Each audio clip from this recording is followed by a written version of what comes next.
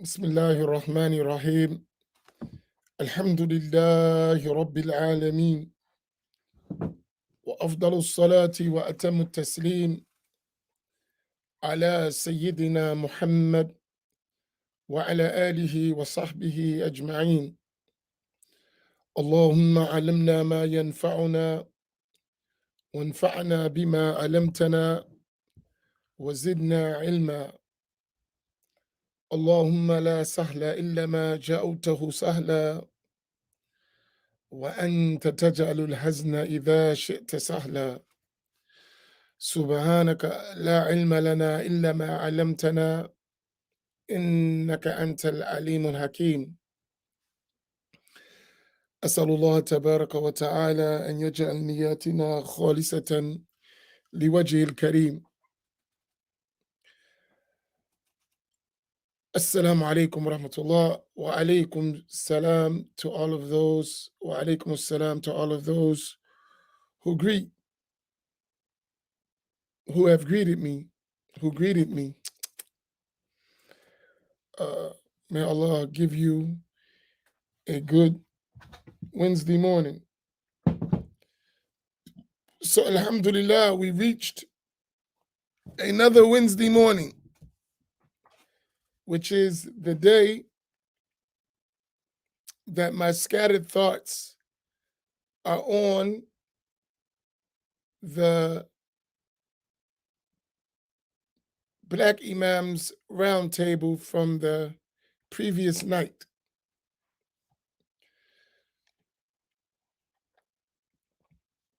I always like the next morning to think about all the things that transpired on the Black Imams roundtable.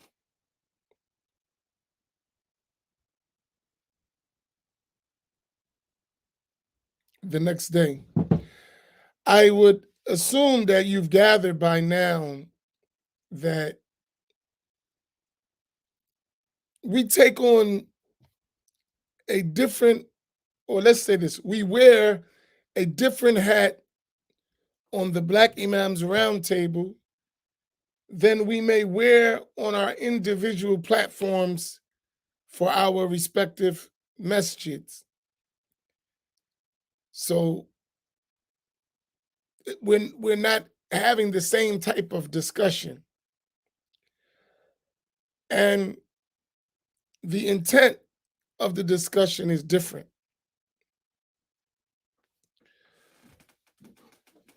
You know, they say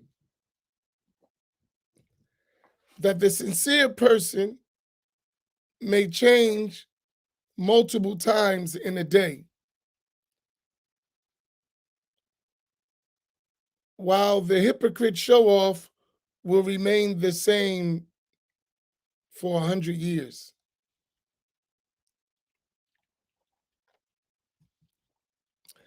That's a saying from the people of Tasawwuf. Because the sincere person really moves according to the state of his heart. And the heart goes through many stages. The Prophet ﷺ used to say,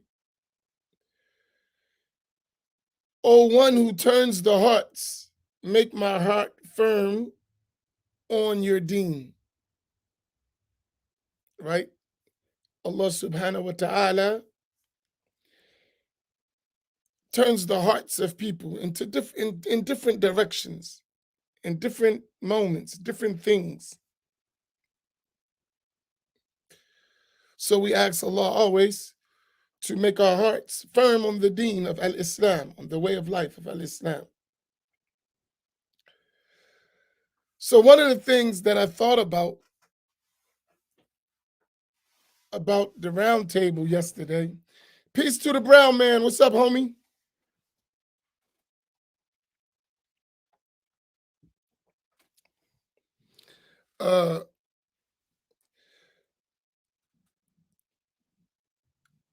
One of the things that I thought about the round table yesterday was getting you to kind of understand me, right? And why I say understand me, because you listen to me, so you should understand me. I mean, you get up every morning and you come and you listen to what I have to say, what I have to say. So maybe you should understand me. Understand me a little.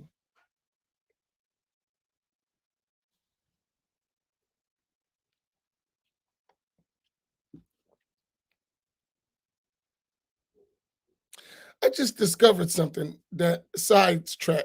See, my heart got turned already. Before I go to that point, don't let me forget what I was getting ready to say, but I got to share this with you. Always have good opinion of people, even if they do bad things. Write that down. Always have a good opinion of people, even if they do bad things. Can we write that? Can we all put that up? Always have a good opinion of people, even if they do bad things.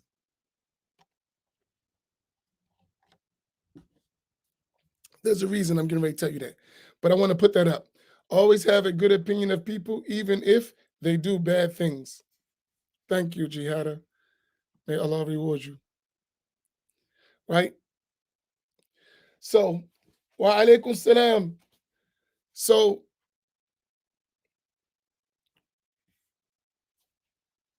we have an elder, and he's very beloved to me in our community. Every morning, he has this habit, which is a good thing in and of itself, is he feeds the birds. So he takes like 2 or 3 loaves of bread. Dag, Fatima, you getting to be like Farouk. Why you couldn't just say the guy who feed the birds? Why you got to mention his name? Now let me stop. Right? Yeah, Sultan, since we have it, right? So this what he do every morning. But he's old. I think he's like 77 or something like that. Right?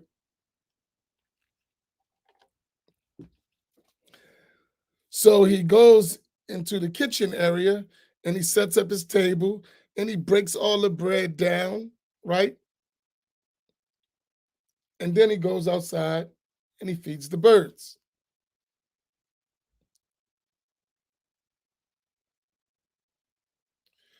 Uh, but sometimes because he's old, he's an elder, may Allah raise his rank, he leaves crumbs all over the table and on the floor. So it drives the elder sisters who take care of the kitchen crazy. And they know how I feel about him. So they would sometimes tell me, you got to tell him if he going to do that, he got to clean up or he shouldn't do it, because they got to do it. And I always say, leave the man alone, just tolerate, be patient. He's one of the most active people in this community at 77. That's something to say, right? He's one of the most active people in the community at 77 in all aspects. The man takes out the trash, like big uh, dumpsters of trash. He puts them outside, right? And leave that man alone, right? But anyway, so just when I was getting ready to make my point, I hear rattling to my left, and it's him with a broom and dustpan to go clean up his area. And I remember telling somebody, I said, he probably don't see the mess he leaves.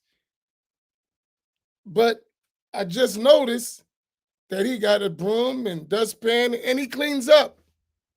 But he just can't see everything because he doesn't turn on the lights because he doesn't want to run the bill up. So where he at, he has one portion of the lights in the general area, and another portion he just leaves dark. That's why it's not always cleaned up. So he does clean up. For all you who complain about Sultan and his bread with the birds, right? So it's just a lesson, right? Even if it looked like someone's doing something bad, like leaving a mess, think good. Maybe they're not.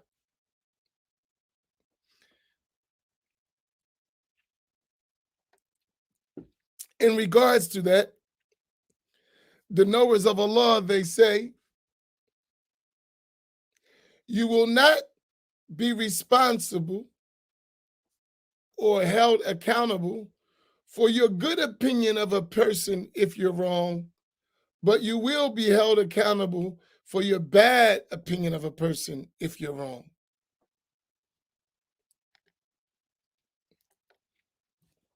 You will not be held accountable for your good opinion of a person if you're wrong, but you will be held accountable for your bad opinion of a person if you're wrong.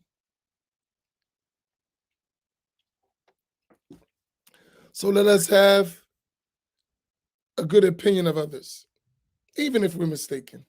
It's okay.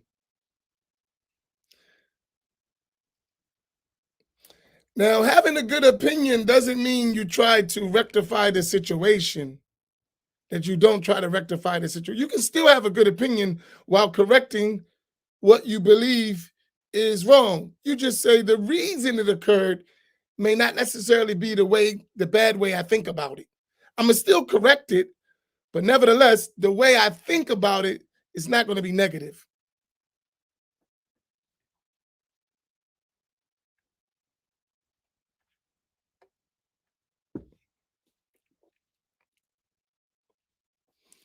So, all right, back to my point. See how scattered thoughts just go? But it's a benefit for us, right? Even though it's scattered, we learn something.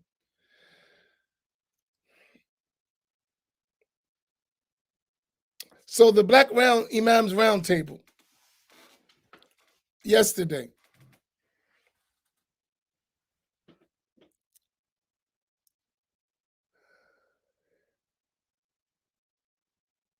We have different hats we wear as imams. So on our private sessions, we're doing our instruction, we're teaching people. So we're concentrated basically on education. So, when Imam Fahim is doing his platform, what he does, sometimes he does his lives. Imam Naim is doing his lessons, and I'm doing my lessons. They're more concentrated on education. The Black Imams Roundtable has the flavor, and you have to wear the hat of kind of social justice mixed with education. It's not necessarily an educational religious instruction platform. Even though it has that element, I don't think that's really what we were trying to do. It's more of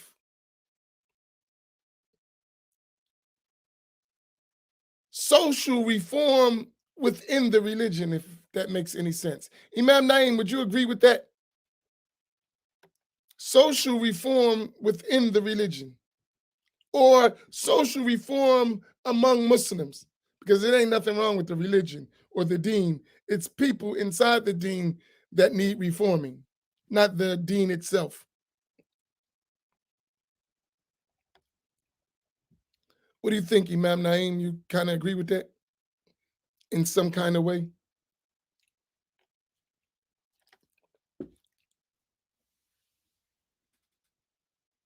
Uh,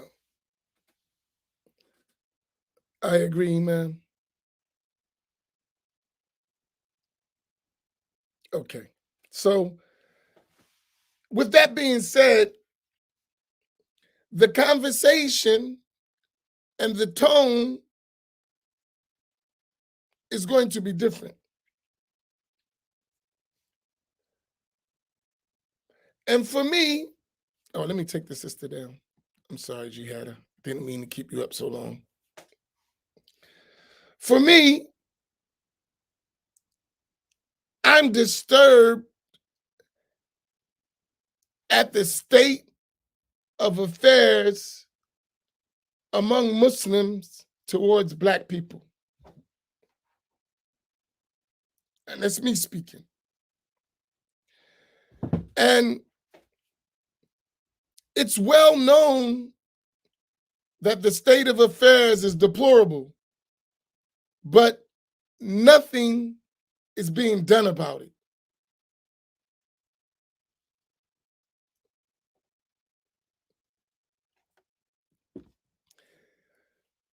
And the reason why I say nothing is being done about it is because as we travel, and I travel a lot,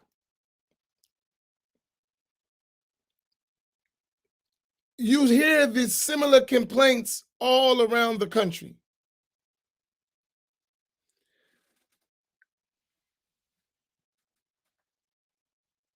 Right? You hear the same complaints all around the country.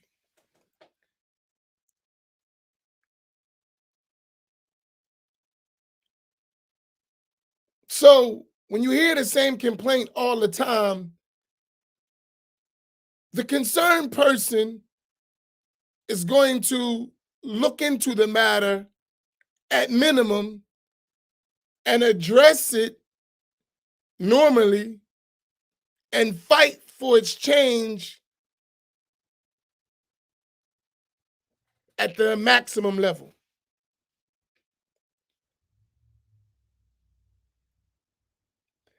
And for me,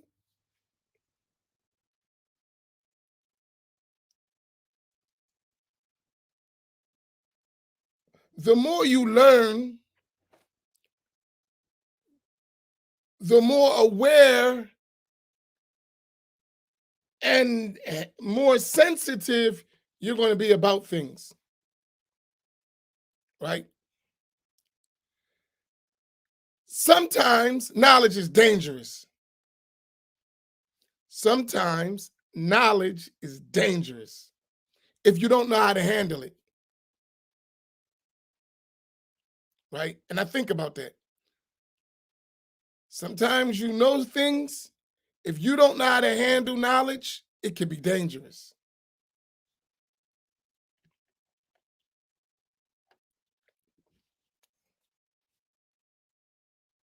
Right?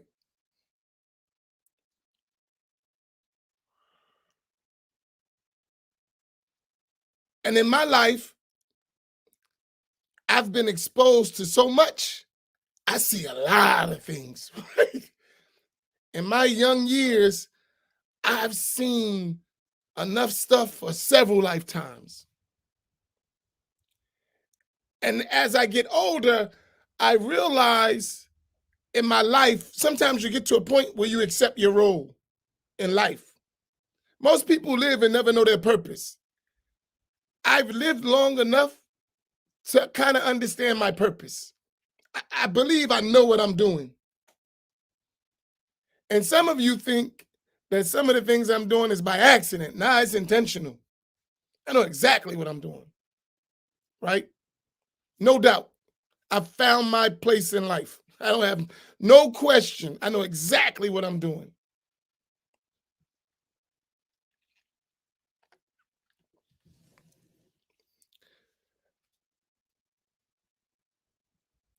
And with that knowledge being dangerous, also comes with it a responsibility, right? So someone tells me, I didn't even get mad thinking about it. Dad, calm down. Like when you see me get like that, my wife told me, just look at your lips, it's quivering. All right, I gotta calm down. Subhanallah. Now I'm looking at my own face, so I see what she's talking about.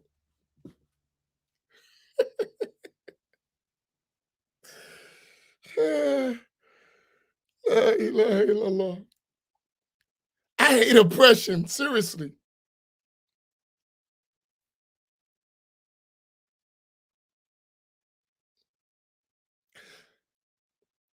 I remember, I'm gonna share a story. So we got some brothers who know me. They know me well. Hey, Alphabet Boy, there's a guy who knows me well here, so you can ask him about some of the stuff you've investigating, right?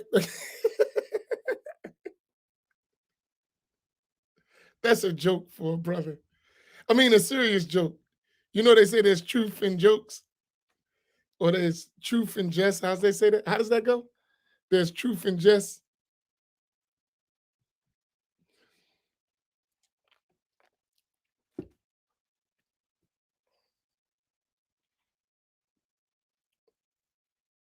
So this is my buddy, uh, Alphabet Boy. You can give him an interview. He'll tell you about me in the dungeon. He knows me very well in that sense. He knows how I am, right? He can tell you he's been in some hard circumstances with me, right? Sorry, King Shabazz, I had to put you out there for the Alphabet Boys. I needed to detract from myself. Put some light on you. You can handle it. You're a big guy, right? No. Um, right? Let's tell you my nature. If I believe in something, I'll fight for it. I could be outnumbered. I could be in the worst of situations. If I believe I'm right, I'm gonna fight. I don't care. Whatever comes with it, comes with it. I'm gonna fight. Count on it. So one time, uh, we got things were getting tense in the university. Now, for those who don't know what university is, there's two types of university. There's a university that was built for others that we were allowed to attend.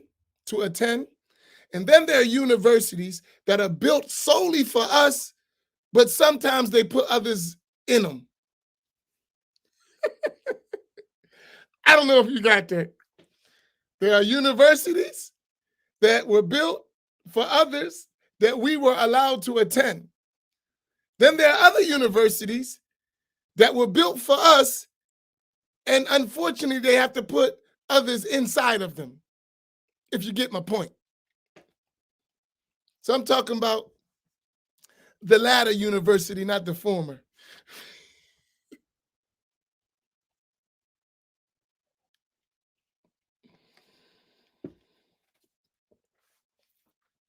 So in the university, I was known as a troublemaker to them, to the people that ran the university. And so I had to always get transferred for different universities. They would transfer me from university to university. Oh man. Uh, so I was at one university with my brother Shabazz, and they was trying to set me up. And I knew it, right? I knew they was trying to set me up. But I was young, so young people, man, they don't think. Young guy think he could beat the world, right? Uh, and I saw the setup, and I avoided the setup for a couple days. But I let some brothers talk me into the setup. Listening to them, I don't know what the heck I was thinking about, but I listened to them and went right into the setup.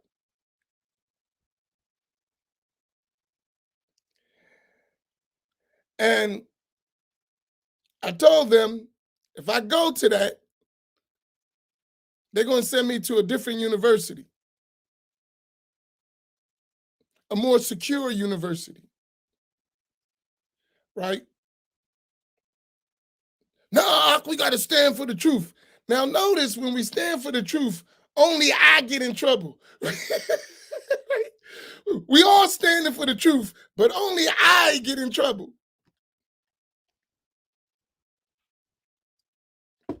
Right? But we all standing for the truth. Hey, Imam Naeem, does that sound familiar? Yeah, we got to stand for the truth, but only you going to take the hit.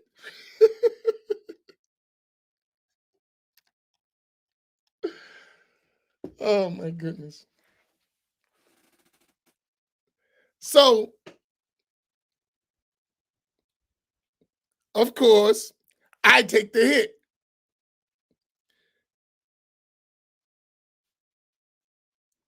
So, they put me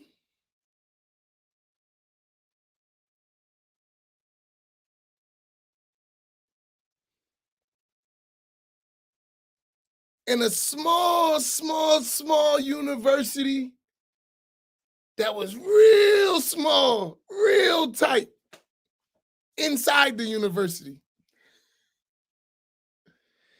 And they left me in that small, tight university for 6 months. Right? Straight.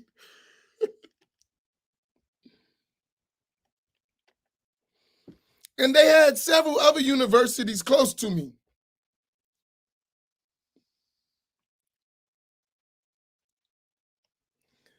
Uh,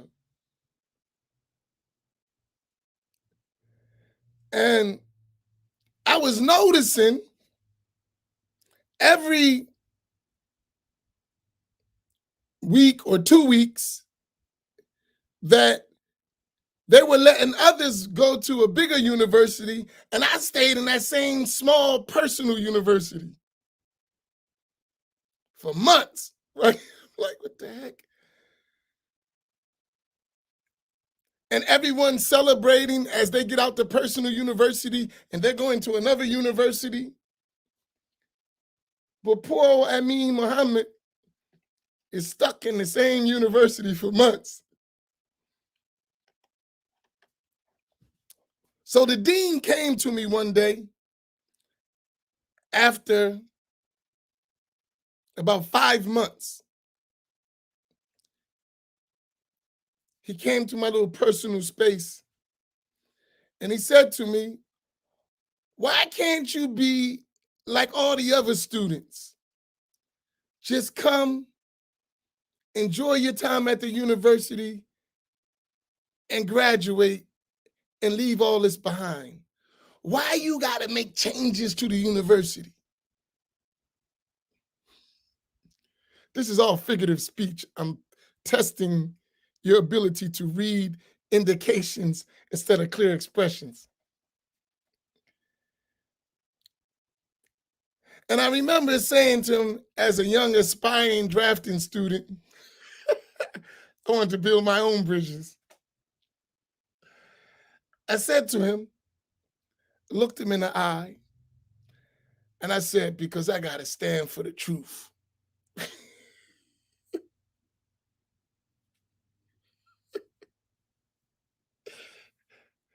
And he looked at me.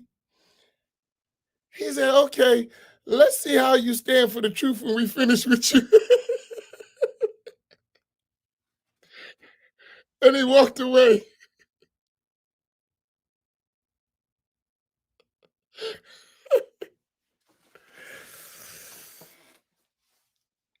Oh, man.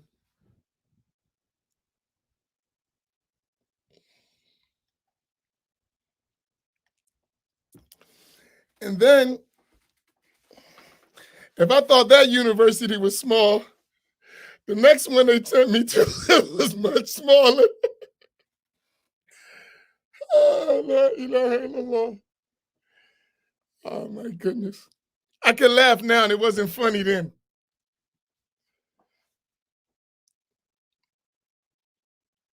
How did I get on this scattered thought?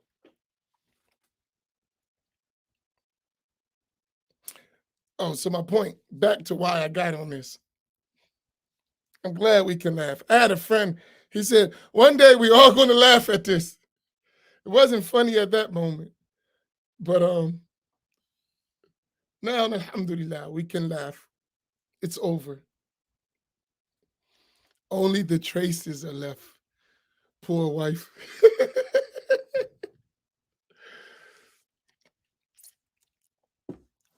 Make dua for the women who have to deal with the traces.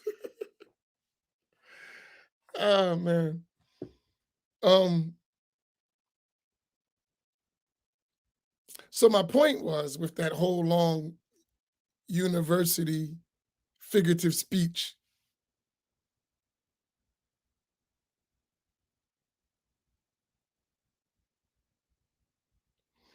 uh, so I can't stand for injustice. It's just not in me. So when I see what's going on among Muslims related to black people, it disturbs me to the core. It does. And no one can tell me different because I know, right? And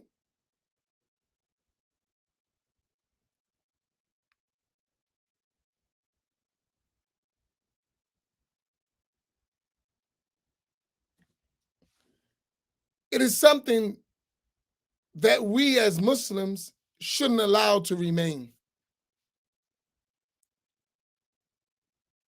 All of us, no matter who we are, as a Muslim, we must stand for what is right, even if it's against ourselves, right?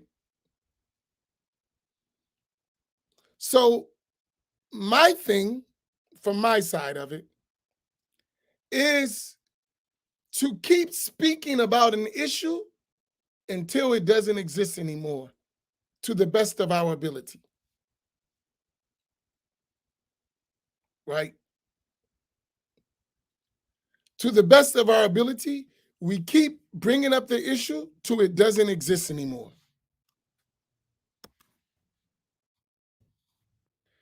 And I realize that the people who are benefiting from this state of affairs in the Muslim community towards black people don't want to see a change,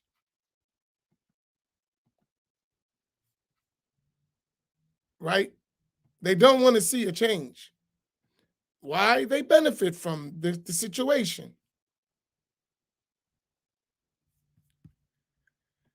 So for us, despite what they want, we have to ensure that the state of affairs for black people don't remain like this, so most of them don't leave Islam.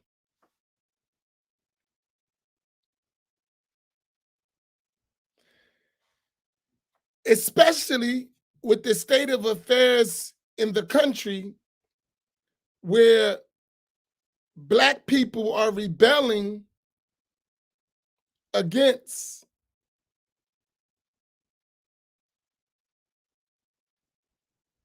oppression. And then black Muslims inside of the deen are feeling the same thing that black people are feeling in society. There needs to be a parallel rebellion against the status quo. And one thing we learn from society as black people, if you don't keep challenging status quo, it will only pacify you, then return back to its normal behavior. We learn as black people, we should learn, that if you don't challenge the status quo, they will pacify you, then return to business as usual once you are pacified. Is that right? Does history teach us that as black people in America?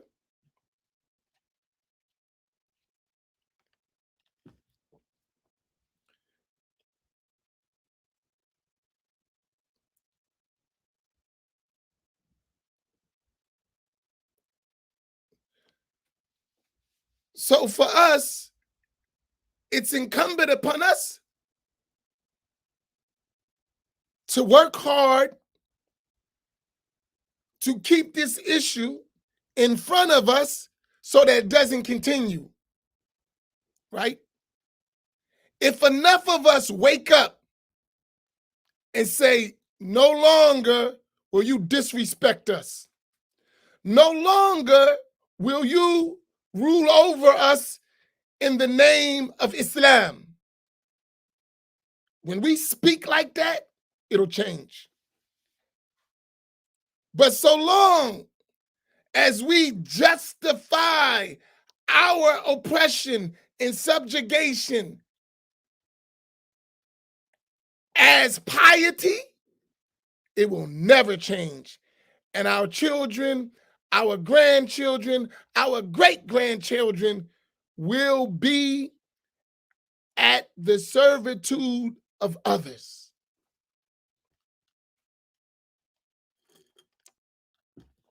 This is serious stuff. And as a Muslim, none of us should want to see that state of affairs. I'm going to give you one. And I speak from experience, and sometimes when I do speak, it is directly at something I know, but I just don't say the exact person or the exact situation because there's no need. If you get the point, you can fix the situation. Sometimes you don't have to be explicit. I could be, but I just don't think it's necessary because it's really not about the individual or the group. It's about the issue. And if we fix the issue, then we don't got to worry about the individual or the group. It's the issue that's the problem. Even though the people, the individual and the group are carrying out the issue, just stop the issue. And they can't do anything. You'll nullify them, right? You'll nullify them.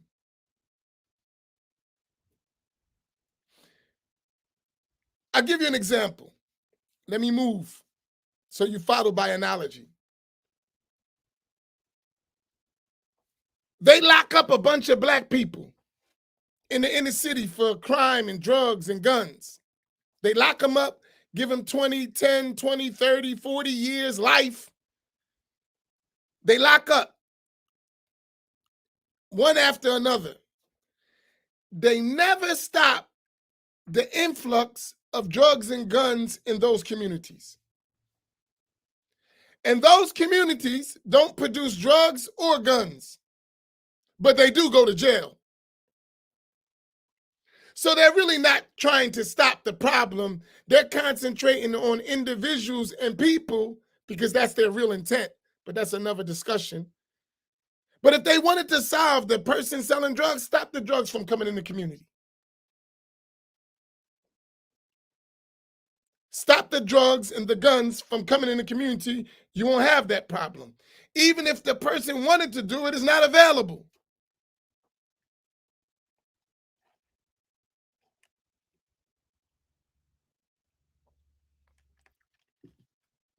Right? So, by way of analogy, those people who are carrying out the oppression and subjugation, or those institutions or organizations that are carrying that out, if we take away their ability to oppress and to subjugate, even if they want to do it, they can't. Doesn't matter. Even if you wanted to do it, you can't. We're not going to allow it, right? We won't allow you to do it. It's not going to be okay for you to do that.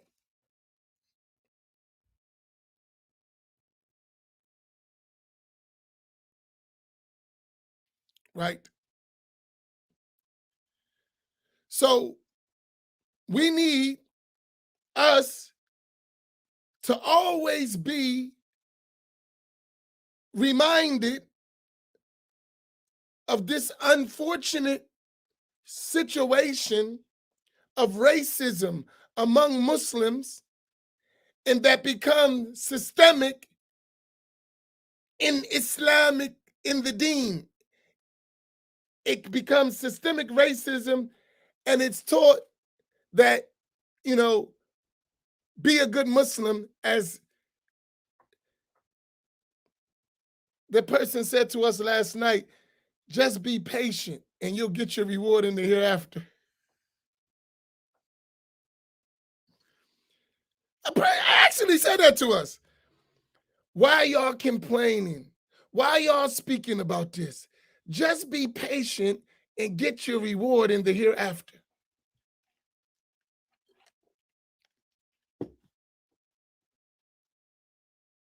Think about that statement. Just be patient and get your reward in the hereafter.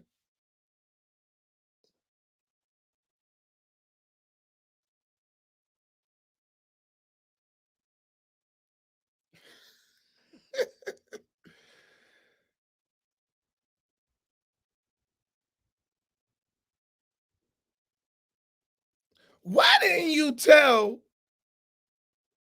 the other people who are doing that stuff, just be just and get your reward in the hereafter?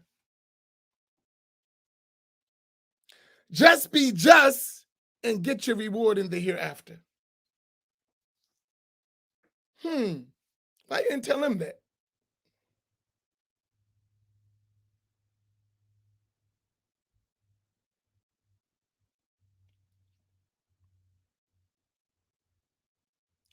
So on the Black Round Table, you see 3 black imams. Sometimes you see 4 or 5, right? You see all black people. And someone would come and say, why this black stuff? Why the Black Imams Round Table? So yesterday, the same people who say that, I got sent an advertisement from those people who tell us why all this black stuff. We're all Arabs. Not one black face. And they made a nice flyer and promoted all around the world. And no one said, why are all these Arabs and not one person of color? No one would dare say that.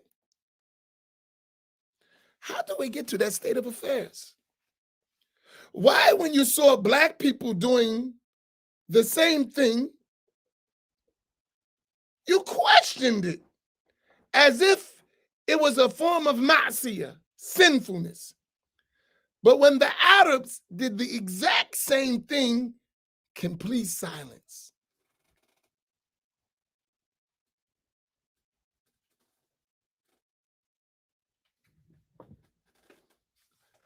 I want to answer, like, complete silence. Nothing. As if there are no sheikhs of color. Why didn't you feel to look at the optics of that photo, that advertisement, and say, nobody said, hey, where's the color in this? Where's the black sheikh?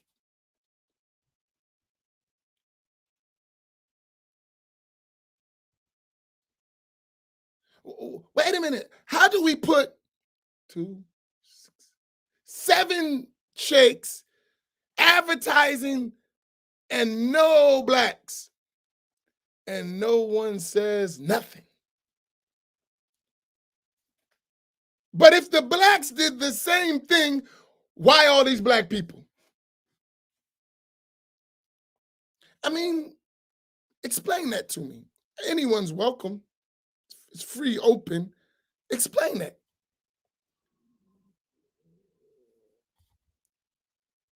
And that is the status quo among us, unfortunately.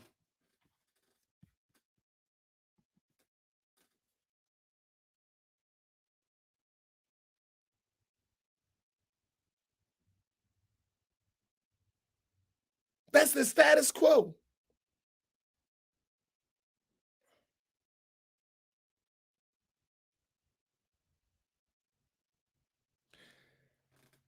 This is bad behavior.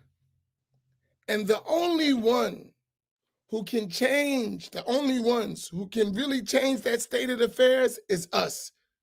When we start to do us.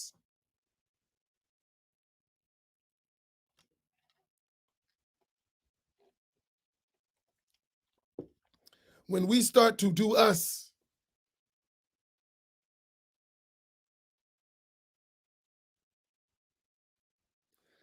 Because when we intentionally do us, they're going to be like, uh-oh, guess what that means? Y'all ready? When we intentionally do us, they're going to realize we're no longer going to serve them. And then they'll pay attention and they'll make a change. When we intentionally do us, they're going to realize we're no longer going to serve them, and then they will change.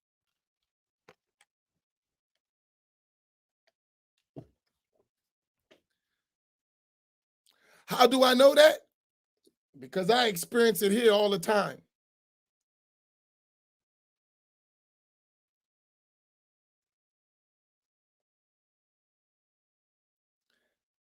There must be Black leadership. It's a must, non-negotiable. If there's not Black leadership, we ain't getting down, period. We want Black leadership at the highest levels of every Islamic organization with real authority.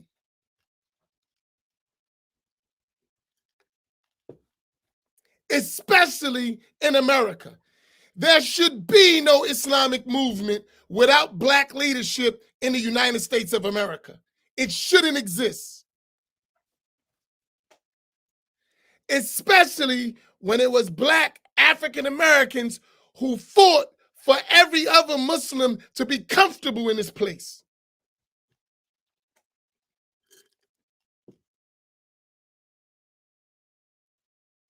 Listen to what I just said. Now that takes guts. And that means some people gonna lose their thrones. Well, so be it. Sit your butt on the carpet with everybody else. You ain't nobody. But that takes guts to say something like that. Brother, why are you being so racist, so nationalistic? You know, this is not Islam to have nationalism. Why the hell you got it? Since it's so un-Islamic, why are you doing it? Why you didn't say, alhamdulillah, brother, I'll step down and you can be the leader. The Black people. It don't have to be me. I'm talking about another Black here. Listen, he's the leader now. I'll sit down. This is an easy fix. You can lead. You're in charge. I resign as the CEO of this organization, and I demand that a Black man takes my place. You could do that, you know. It's not haram.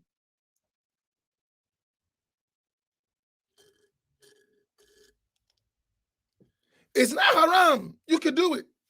People resign all the time for the betterment of the organization.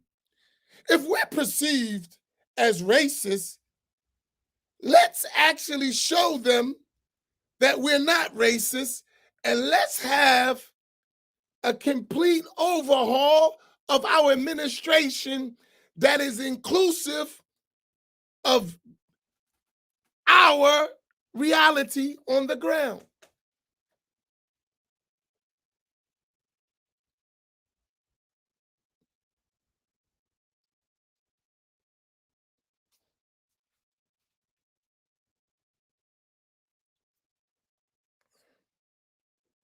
Why not? That's what we see in the society. What do you think the whole civil rights movement basically and all that was about? and which has not stopped. We still need to do it. And if America had to learn that lesson, and they still learning that lesson, we still have a long way to go. Why can't the Muslim communities learn the same thing? Why not?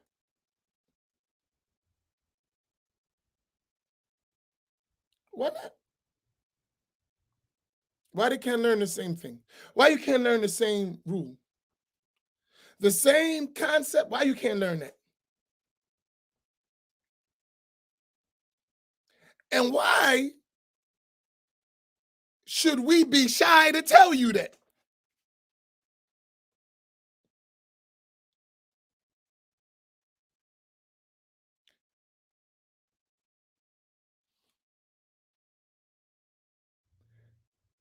You're all listening. There's a lot of you here.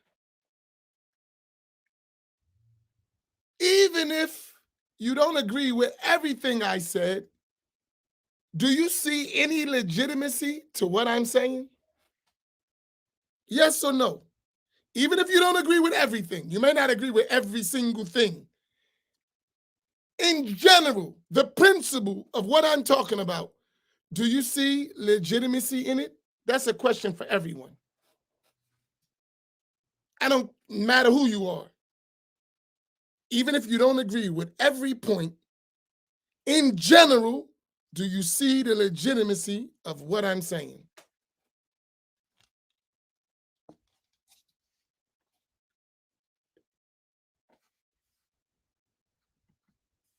I want everyone to answer. Don't be shy if you don't see the legitimacy. Say, no, I think you're a racist bastard. I don't know, whatever you feel. Say it. It doesn't matter to me. I got thick skin. I just told you my journey in the university. I'm not a soft-skinned person. I can dish it out and take it too.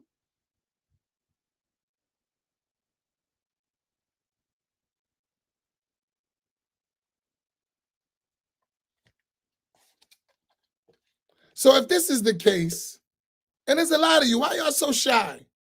Speak up, especially the ones who you know I'm talking to, right? Some of y'all know I'm talking to you. Speak up. Don't be afraid. Speak up. Tell boss man, today, boss man, I quit. I'm no longer serving you.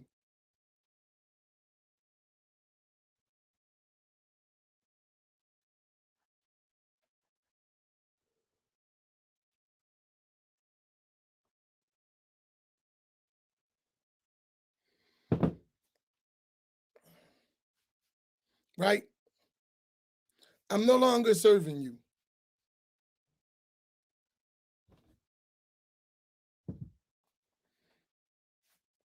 And here's my thing. If that's not the case, that's why I said we need separation for empowerment, which will lead to cooperation. Put that, because they'll cut that. I know the alphabet people, they just take part of the speech and leave the rest out, right? So put the whole thing. We need separation in order to have empowerment, in order to demand cooperation.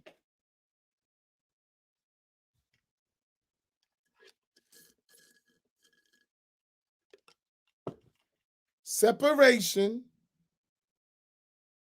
for empowerment in order to have cooperation. I believe it's necessary.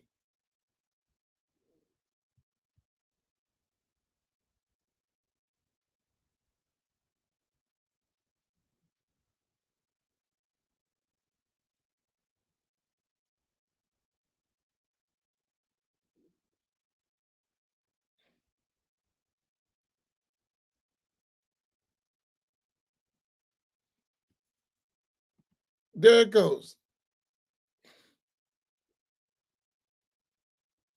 Copy that. Everyone put it up, because I want it to be clear what I'm saying. I don't want no one to say he's trying to separate the ummah. No, you separating the ummah with your bad behavior. And I ain't standing for it.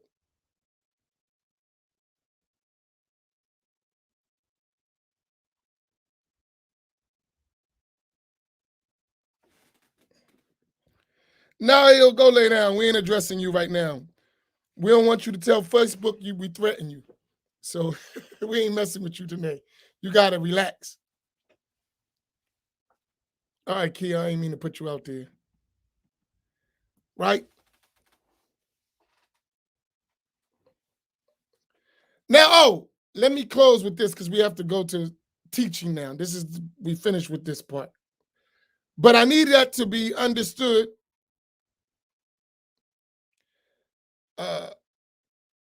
so that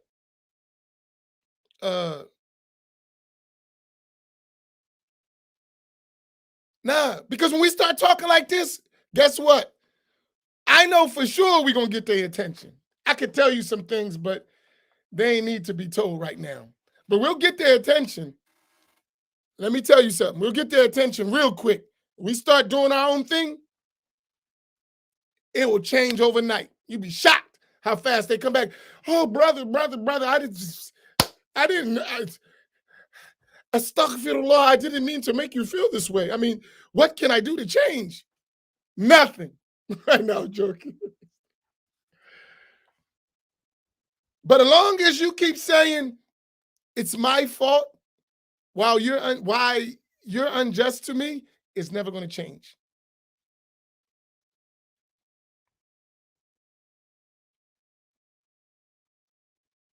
You have to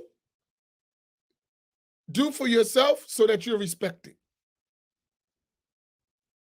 You have to do for yourself. And it's not haram. Don't let nobody tell you that's haram. I know the sacred law. I'm not like, I studied. I do know my stuff. And that's not haram for you to do for yourself. And whoever tell you it's haram to do for yourself is the devil. Seriously, shaitan. A devil from among the human beings who tells you you shouldn't do for yourself, while all the time they are doing for themselves. And it's easy. All you got to do is open your eyes. It's not like hard to see.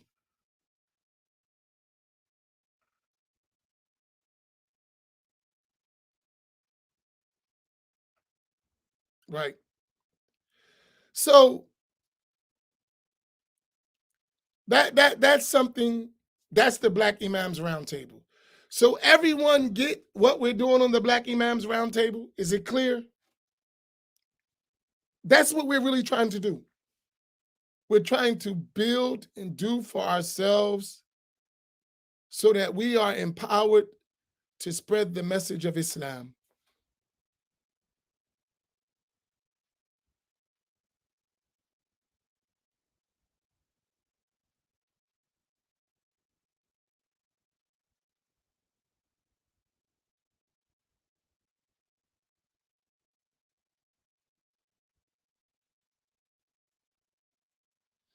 Do you understand that? Does everyone follow me where we at? Because I don't want it to be clear. We're not asking for anything but except dignity for our people and the right and the path to have a successful journey to the hereafter. And all these things are blocks, and we must remove them.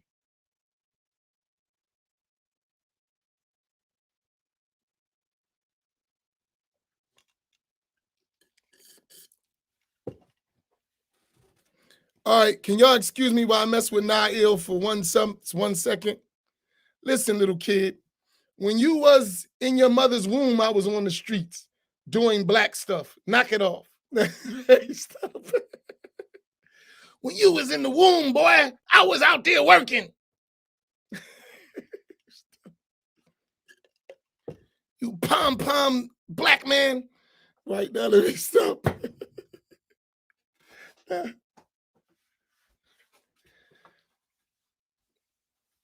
That's the old head say to the young boys, right?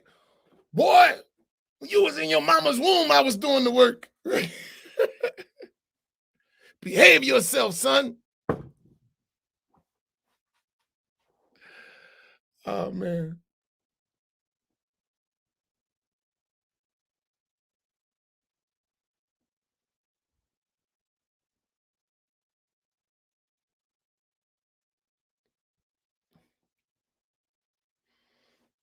Mashallah. I love. No, no, no, no, no, no, no, no. Nail is looking to start his program, and he needs some of y'all to join him. And he's too young to realize how to cooperate, so he just disrupt. And that way, hopefully, you'll get curious enough to go to his page, and then he'll invite you to his mission. Game recognized game, homie.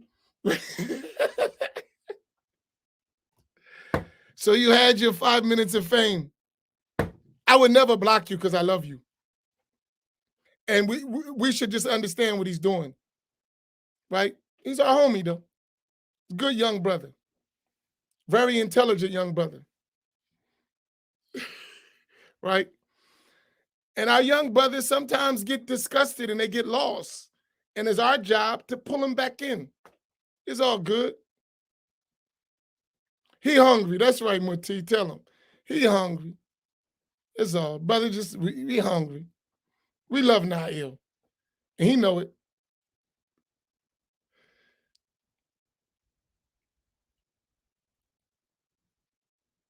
Don't worry, Nail.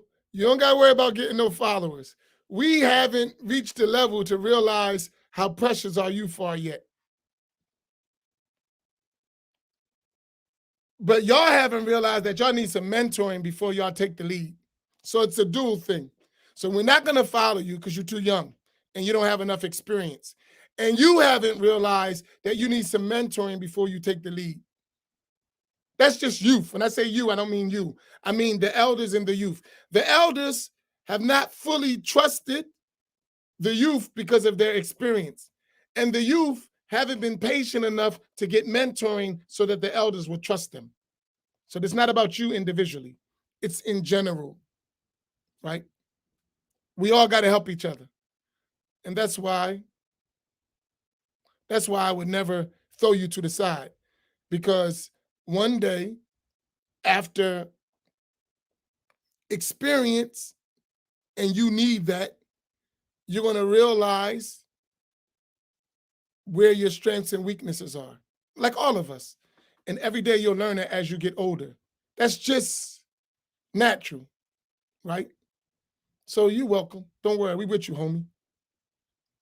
Even though I mess with you, I'm just messing with you. And you know that. From the heart, nothing but mad love, right? Nothing but mad love. But you'll see, in time, you'll get it. And one advice I would give you, leadership ain't as easy as you think, especially leading Black people. It's a lot of work, bro. And it ain't as glorious as it looks.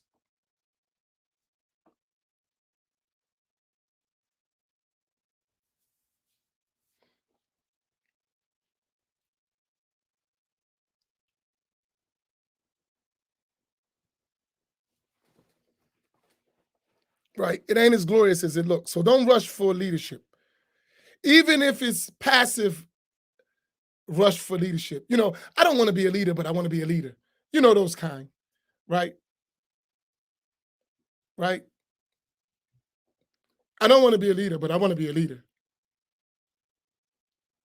Hey, Imam Naim, don't you know that kind? I don't want to be a leader, but I want to be a leader.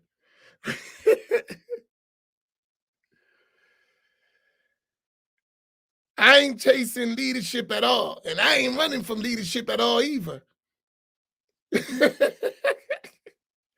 All right, let me go. Hey, Nail, give me a call. You need to talk. counseling session. Hey, Doc, where you at? Is the doc there? Where's Dr. Sabur? Is he here? Dr. Sabir. Sabir. Hey, Doc, contact Nail. He needs counseling. Message him, talk to him. He needs counseling and mentoring. And I'm signing him up. And Nail, don't be arrogant. Accept the gift. It's free. He's going to counsel you. He know how to work with young people and bring the best out of them. Don't run from it. Dr. Sabir, give him a Nail and give him a call, connect with him, and help that young brother become a powerful Black leader. He needs your assistance. And it's cool. Don't be arrogant. Humble yourself. Accept. Take the order from your elders. You should be admitted to mentoring and counseling with our scattered thoughts therapist and doctor. Go get him, Doc. All right, I'm finished messing with you. I love you. I love all of y'all, and only us understand us. So we know how we do, right? We love each other, mashallah. Nothing but mad love. And I mean that. And all you got to do is come in my circle, you'll see that. I love y'all. I play, I have fun. You know what I mean? We do. But mad love while we learn. While we learn, love. All right, let's put on our Sufi hat and go get busy. Barakallahu bikum. Assalamu alaikum wa rahmatullahi ta'ala wa barakatuh.